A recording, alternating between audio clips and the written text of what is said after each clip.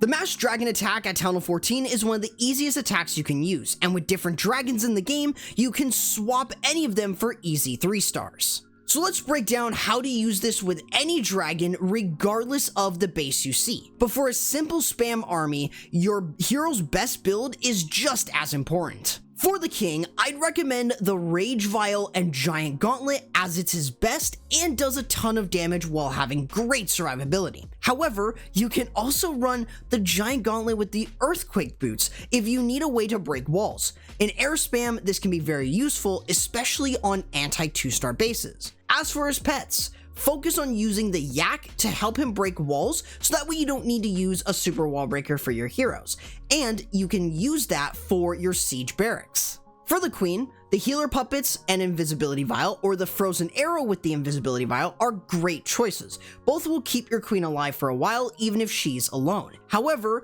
you should also be able to run the giant arrow and healer puppet combo for sniping off defenses, especially air defenses and sweepers. This is my personal favorite, as it gives her the ability to support the dragons even after death, making it worth running in air spam like this. As for her pet, I would consider recommending just using the unicorn, as the healing from it is just really helpful. For the warden, I would just recommend using the Eternal Tome with the healing tome for its nice comfort to heal the tanky units that you have with these dragons and keeping them up for a little bit longer. For his pet, I would typically just recommend the owl, as it provides great support and damage as long as it's not being targeted. Finally, the Royal Champion. I would recommend either using the Seeking Shield with the Hog Puppets for its healing, invisibility, and extra damage on defenses, making it quicker to clear through defensive areas, or you can run the Hog Puppets with the Royal Gem for its comfortable healing and basically getting your Royal Champion back to full HP. For her, just stick to using Lassie. It is basically going to at least tank for you, but will more than likely die sooner rather than later. Now, with that said, how does this army even work? This army is a pretty simple one that will work regardless of the dragon that you are using, so this will apply to any of the dragons. First and foremost, focus on funneling one side of the base with your siege barrack. You can get one maxed from your CC or by using raid medals, as having 2 P.E.K.K.A.s is very nice to help funnel. You may also want to use a super wall breaker if the base calls for using one to open the base to help your siege barrack funnel a lot more. The other side of your funnel is typically going to be set by your barbarian king and archer queen. Your king is focused on removing buildings while also tanking for your archer queen. Since you have the added benefit of possibly running the giant arrow, you can angle her to remove sweepers or air defenses. Typically 1 to 2 is what I would recommend going for. This allows you to let her set the funnel for your dragons while also getting great value. Now, with the funnel set on both sides, you can now send in your dragons and use your spells to your heart's content. Use your warden's abilities within the core to both heal and keep them invincible, as they do big damage within the core of the base. Focus on using rage spells throughout the base, so that way you can keep them moving and doing high damage, especially while they're invulnerable. Free spells should be used over mostly key defenses and over air defenses within range. Skeleton spells are used to help your royal champion mostly, but can also help distract things like single infernos or even air expos, as they can be big nuisances. Just be sure not to spam your spells in, so that way you have plenty of them for your dragons to clear through the rest of the base for an easy 3-star. So let's start with the strongest version of this army, super dragons. Pretty much what you're going to do is set one part of your funnel with the siege barrack. In this case, using a super wall breaker to open the base up is incredibly helpful. Other than this, you want to control where the king is going, but focusing in on breaking down the walls, so that way you can start moving in. With your archer queen, you want to be sure to line up multiple air defenses so you can remove them with the giant arrow. Having the earthquake boots will also help, but once the queen has got a nice position, you can use that giant arrow with the healer puppets, and it really does help. Having the king with the earthquake boots will also help with him and possibly the queen, but this is where you can send in those super dragons and your balloons with the Warden. I'd recommend using an early Rage to continue to move in, and once you're in the core of the base, this is a great time for a Warden ability. The Super Dragons are just going to get paired up really nicely, and they're going to melt everything. Free spells are being used on key defenses, which includes the Town Hall, as you continue to move around. You're going to continue to use your Rage spells for them and free spells to help support your Super Dragons. With your Skeleton spells though, you've got them to use with your Royal Champion to provide a lot of support as you move around. You should have a ton of Super Dragons left up realistically, and the free spells really do synergize very well with the Super Dragons since they already have a ton of HP. So if you were ever thinking about using Super Dragons, this is probably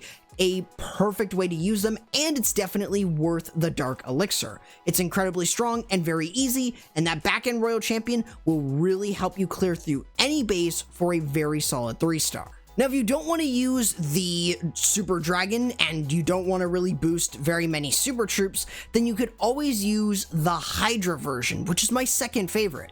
You can use either super wall breakers or regular wall breakers, but you want to mainly focus in on using the Siege Barrack on one side with your heroes on the other. With your Queen, you could very easily snipe off multiple air defenses with the giant arrow. Even if you just get one, it should get you some decent value. That way you can basically have two sides of your funnel set with the King and the Siege Barrack. This then allows you to send in your balloons, dragons, and dragon riders with the Warden into the base. What's really nice about this is it's a lot of troops with the Hydra. You can use an early Grand Warden ability as you start to work yourself into the core, and this is where you'll start to use your rage spells, your free spells, and you want to keep everything moving in and getting a ton of value. You want to just be sure that your dragons, your dragon riders are getting some massive damage. You can have your Royal Champion closer to the back end of the base while everything is diving within the core, doing a ton of damage, and this also really does allow you to continuously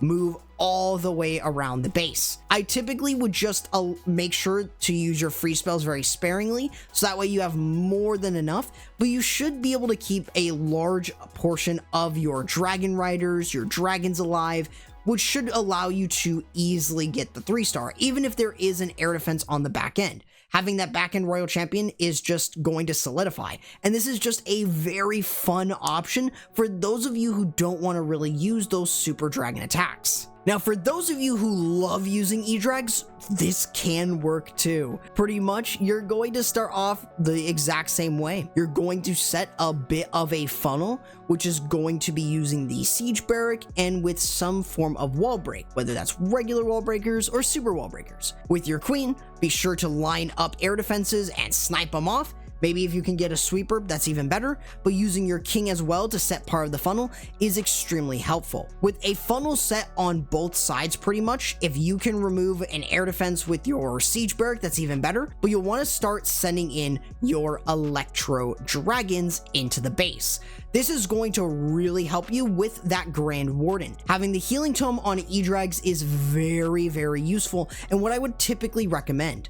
An early rage followed by using the Grand Warden ability within the core to protect from any seeking air mines, but also protect them from very much damage. Use your rage spells continuously alongside free spells to keep them powering through. Your back-end Royal Champion should be able to come in at this point to provide a lot more support. With your free spells though, just be sure to continuously keep them frozen. So that way you can get a lot of value from your E-Drags chain, and it still works incredibly well. With your Royal Champion, you can just have that Seeking Shield on the back end or the Hog Puppets to really help clear through the rest.